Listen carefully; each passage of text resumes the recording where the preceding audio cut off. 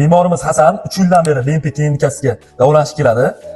Bemorimiz birinchi kelganda bosh aylanasi 39-40 sm bo'lgan. Hozirda bosh aylanasi 46 sm ni tashkil etmoqda. Bu 3 yil ichida zo'r ko'rsatkich. Bemorimiz birinchi kelganda yurishni ham bilmasdi. Hozirda mustaqil o'zi bemalol yurmoqda.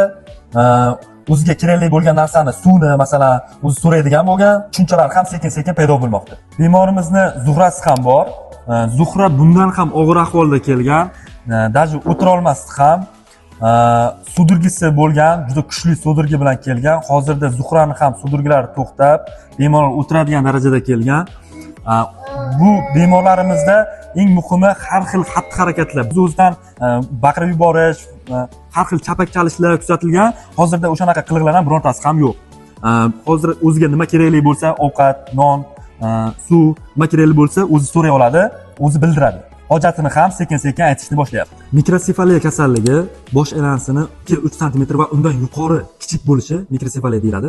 Mikrosefaliya tug'ma va orttirilgan bo'ladi. Tug'ma kasallikda bolada genetik moyillik ko'proq sabab, orttirilgan esa har xil tug'ruq travmalari, homiladorlikdagi infeksiyalar, gipoksit ishemik ensefalopatiyalar natijasida yuzaga keladigan kasallik hisoblanadi.